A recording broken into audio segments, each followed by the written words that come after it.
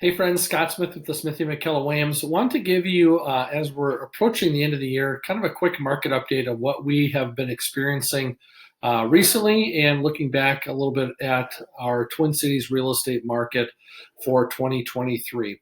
As a real estate agent, we really do our best to keep in touch with six real key indicators. Those are it's inventory, pending sales, days on market, list to sale ratio, and where prices are trending, and then also where the mortgage rates are trending. So I wanted to share with you a couple things on those. The bottom line is it's really supply and demand 101, and really kind of taking a look at how many buyers are out there in today's market and how many properties are they scooping up on a regular basis. So I narrowed the search rate here. This is rate looking at the MLS, and if you're looking for something more specific to your neighborhood or your community, reach out to us directly and we can run the same numbers and analysis for your community if you're just curious of kind of how things are progressing in your area. But this includes the 7-county metro area.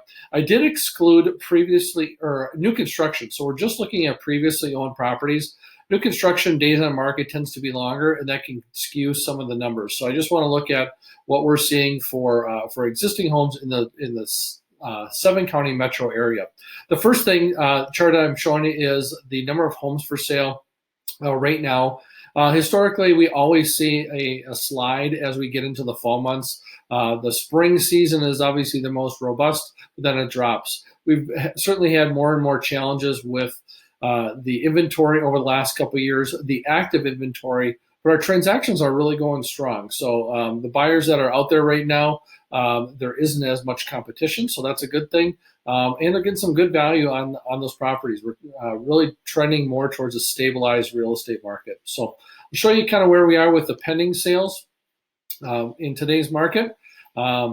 So you can see we peaked back in June of 2021, and a lot of these years, if you kind of took the 2021 into the first half of 2022, what we saw is a lot of those people taking full advantage likely for those great interest rates. And then as we started to come out of COVID and interest rates started to creep back up, people had already moved. They might have been planning to move in 2023 or 2024, but they fast forwarded their plans to take advantage of those interest rates.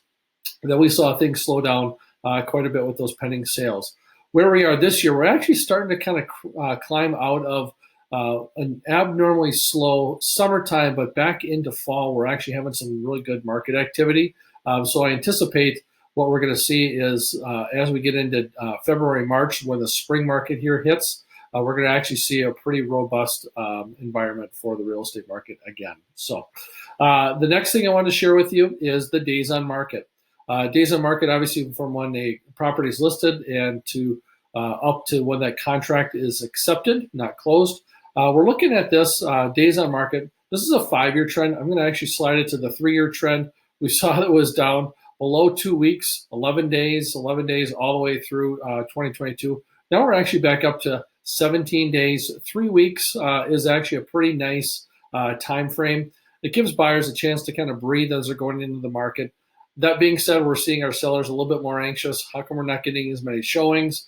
Why is it taking so long to sell my house when it might be 2 weeks instead of 2 days or even 2 hours? So we're at a healthy level for where we are with the days on market. And certainly it goes up in the fall. And then as we get into the spring market, again, we're more robust and properties are selling a little bit quicker.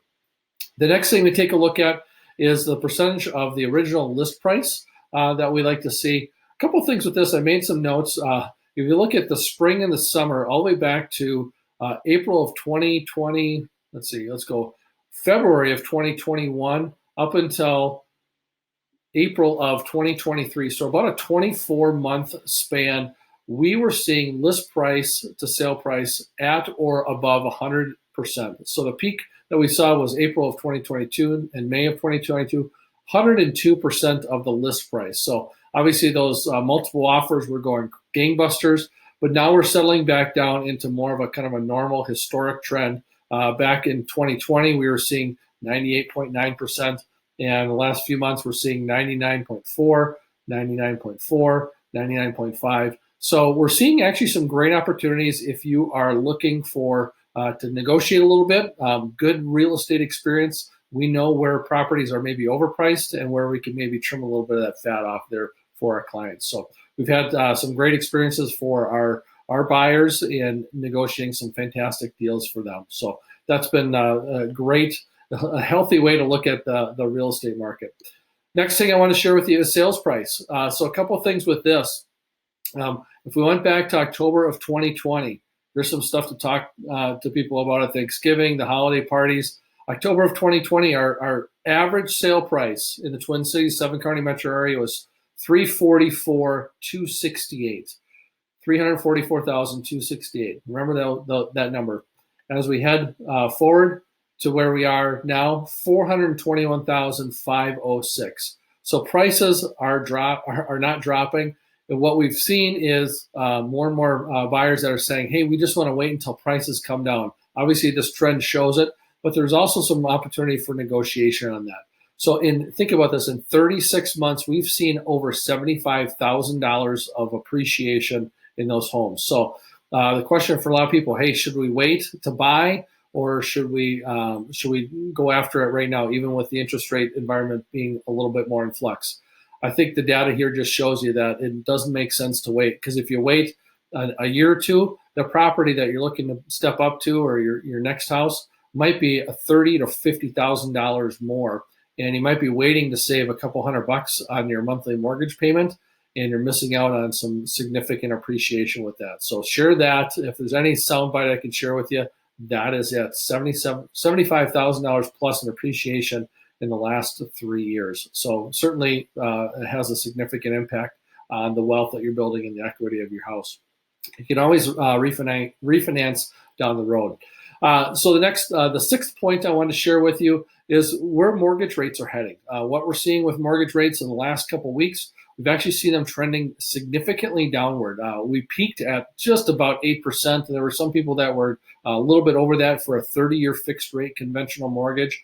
The last week, we actually saw almost a 0.5% drop. We say in the real estate industry, they will rise like a rocket and fall like a feather. And we're certainly seeing that now, a pretty significant drop in a couple of days, and it's definitely heading in the right direction. So if you are looking to either lock into a new interest rate or finding a new house, now is the time to do that before the real estate market gets crazy again, when all these people are coming out of the woodwork because they've been waiting for interest rates to drop. So that's a quick market update for you. So hopefully you learned something from me. Inventory, pending sales, days on market, list to sale ratio, where prices are trending, and what we're also seeing with the mortgage rates. So with that, certainly reach out to us. We'd love to be a resource when you're looking to buy or sell, or anyone that you know that needs help. Certainly pass along our name and introduction, and we'd love to connect with some friends, family, and coworkers. 651-777-3434 is the number you can reach us at. Take care. Bye now.